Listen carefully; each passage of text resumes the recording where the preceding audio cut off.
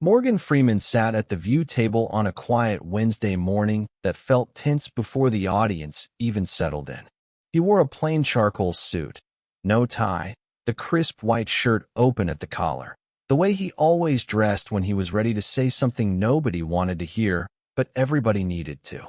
The moment Whoopi Goldberg introduced him, the audience clapped so loud it almost drowned out the hush that came after. Whoopi leaned in, her voice warm but careful. She said, "Please welcome the one and only Morgan Freeman, actor, narrator, and someone who's never shied away from speaking truth when it matters." Morgan gave her that soft half-smile, the one that looked kind but never promised to be gentle. He said, "Thank you for having me." Joy Behar was the first to jump in, her pen already tapping her note card, like she was counting down to the first jab. She said, "Morgan, you've said before that you don't like it when people call America a racist country. Do you really think we don't have a problem here?" Morgan turned his head, slow and deliberate, looking straight at Joy like he could see past her question to the next one she'd already planned. He said, "America has problems. But if you only talk about what's broken, you forget what's worth fixing." The audience didn't clap, just that soft hush, the kind that hangs heavy when the truth is too plain to cheer for. Sunny Hostin leaned in next, voice calm but sharper underneath. She said, "But Morgan, don't you think some people take that to mean you're ignoring injustice?" Morgan's eyes flicked to Sunny, that slight nod that said he'd heard this all before.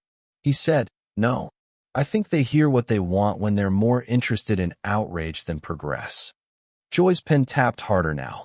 She said, "You don't think it's fair to call out America's failures?" Morgan's tone didn't rise. It dropped, softer, the way his voice did when he wanted the next word to land like a stone. "I think it's fair to remember that shouting about what's wrong means nothing if you won't lift a finger to fix it." Sarah Haynes stepped in, her voice softer, the one trying to hold the tension from snapping. "Morgan, what do you say to young people who feel like this country's never loved them back?"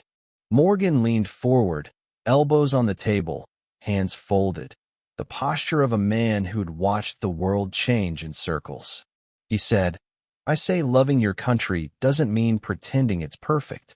It means staying when it's hard." The audience murmured. No applause yet, just that low ripple of people leaning closer. Joy's tone cracked sharper.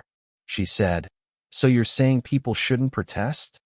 Morgan's eyes narrowed just enough to let the next line cut clear. "I'm saying protest without purpose is noise. Patriotism is staying in the fight long after the cameras turn off." Whoopi's voice cracked through, low and tense. "What do you want people to hear right now, Morgan?" He didn't blink. He said, "Shut up. Listen. Remember what's good, so you have something worth saving." The hush landed so heavy no one dared clap. They just sat there, mugs half raised, eyes locked on a man who didn't need a punchline to make the truth hurt. Joy Behar's pen hovered midair now, but her next line came out tight, each word clipped like she was trying to break the silence he'd just carved open. She said, "So what are we supposed to do, Morgan? Sit here and pretend this country hasn't failed millions of people?" Morgan's eyes never left hers. His voice stayed soft, which somehow made it land harder. He said, "You can scream about failure all you want, but if you stop there, all you're doing is helping it grow." Sunny leaned forward, elbows on the table, her voice calmer but edged with disbelief. She said, "You really think people don't want to fix things? That they're just complaining to hear themselves talk?" Morgan turned to her, that slow nod that said he'd heard every version of this before. "No, Sunny. I think too many people would rather feel righteous about the complaint than roll up their sleeves for the work." The audience didn't clap, just a single low mm from someone in the back row, like they knew he wasn't done yet. Sarah's voice slipped in, softer, trying to bridge the edge. "What do you want people to understand when they feel so angry they want to burn it all down?" Morgan looked at her, and for just a second, the warmth flickered back. He said, "I want them to understand that if you burn it all down, you're the one standing in the ashes." Joy cut in, sharper now, her words clattering across the hush. That's easy for you to say. You've got your success, your money. You're not the kid getting stopped by the cops for no reason. Morgan leaned back just enough to show he wasn't going to flinch. His tone dropped even lower. I was that kid, Joy. I've lived a long life, and I've seen what happens when you trade gratitude for grievance. The grievance eats you alive. The audience shifted, not clapping, not gasping, just leaning in so far the hush felt like it might swallow the whole studio. Whoopi stepped in, her voice careful but cracked around the edges. So what's your message, Morgan? Tell people to shut up and take it. Morgan's smile was small, but this one wasn't soft. No, I'm saying shut up long enough to listen. To the people who built something before you got here. To the people who kept it standing when it tried to fall apart. Joy's pen tapped the table, softer now, like she was running out of the bite that kept her comfortable. And you think that's enough? Just love it, flaws and all. Morgan's tone dropped flat. No, love it like you'd love someone you can't walk away from. You don't throw them away when they're broken. You stay.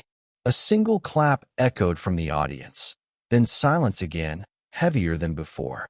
Sonny's voice was almost gentle. But what if people feel like this country never stayed for them? Morgan didn't look away. He said, then you stay for yourself. For your children. For something bigger than outrage. His hand tapped the table once, just once, and the sound landed like a quiet gavel. We're better than the noise. But only if we choose to be. Joy Behar's pen lay flat on her notes now. The tapping gone. The comeback stuck behind her tight-lipped stare. She said, so you think it's un-American to be angry? Morgan's eyes never wavered. He said, no, it's American to be angry. It's just foolish to stay angry and do nothing else. The audience didn't clap. They leaned in, some nodding, a few frozen, like they felt the weight of the line more than they'd admit. Sunny Hostin tried to pull it back, her voice softer, a little raw. So you're saying protest is pointless? Morgan turned to her, that small, tired smile that didn't soften what came next.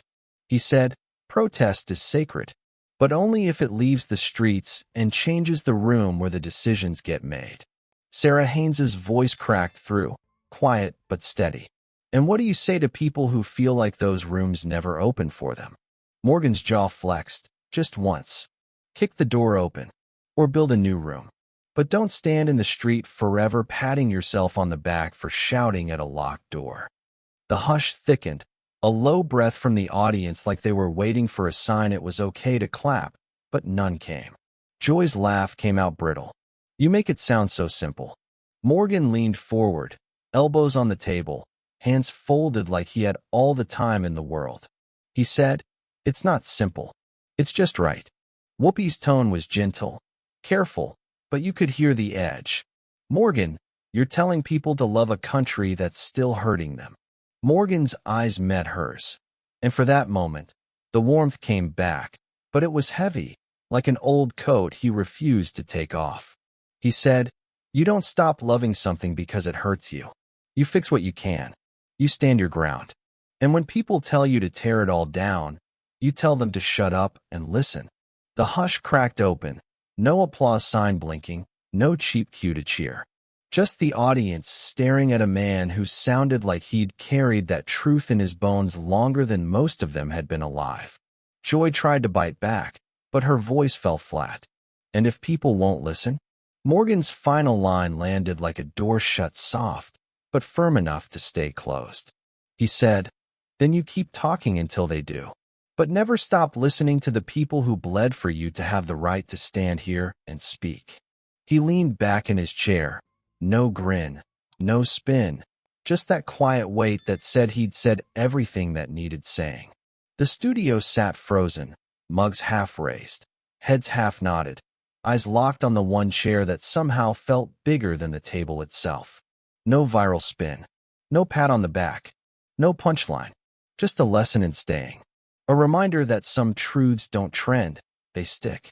And sometimes the bravest thing you can do for your country is shut up and listen long enough to remember why it's worth the fight.